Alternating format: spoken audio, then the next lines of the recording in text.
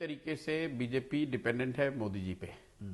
देश ने वो दौर देखा है इंदिरा जी का, करीब करीब यही स्थिति थी जब इंदिरा जी ने जिसके सर पे हाथ रख दिया वही आदमी चीफ मिनिस्टर है जी। तो करीब करीब वही चीज आपको आज बीजेपी में होता दिख रहा है, जहां पर आप कितने बड़े लीडर हैं यह महत्व का विषय नहीं है।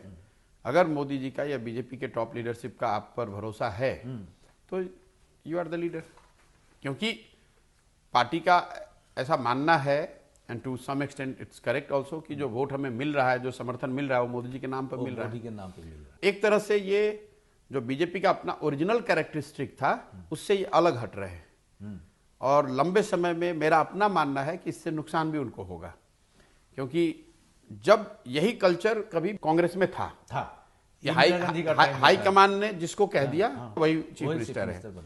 उस समय के बाद जो 15-20 साल में बीजेपी 1980 के बाद बढ़ी है तो बीजेपी के ताकत होती थी रीजनल जो लीडर्स हैं, जो लोकल छत्रप जिसको कहते हैं, कि राज्य के स्तर पर बहुत मजबूत लीडर होते थे। नरेंद्र मोदी भी एक वैसे ही लीडर थे जो गुजरात में केशुभाई पटेल, शंकर सिंह वाघेला, नरेंद्र मोदी, ये बड़े लीडर थे वहां के।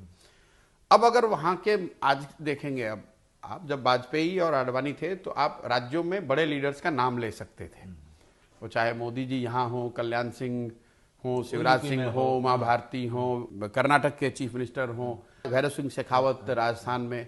हर राज्य में जहां बीजेपी की सरकार बनी या बीजेपी प्रिंसिपल अपोजिशन पार्टी थी वहां उनके एक बड़े चेहरे होते थे। अब अगर आज आपसे मैं पूछूं भाई हरियाणा में कौन लीडर है इनका, कोई गुजरात में कौन चीफ मिनिस्टर है, आज ज्यादा लोग जानते नहीं हैं। Everything is becoming Modi centric. तो इसकी कुछ ताकत है लेकिन लंबे समय में इसका नुकसान भी है, क्योंकि आपकी रीजनल लीडरशिप जो है वो धीरे धीरे कमजोर होती जाएगी और अगर मोदी जी के नाम पर वोट थोड़ा भी कम हुआ तो आपके पास कोई सेकंड लाइन उस तरह की है नहीं। अब वो कहने को ये कह सकते हैं कि नहीं हम बना रहे हैं, सेकंड लाइन नया खड़ा कर रहे हैं, वो सब अलग बात है, लेकिन ये इस तरह का चीज इस देश ने ऐसा दौर देखा है, ये नई बात नहीं है।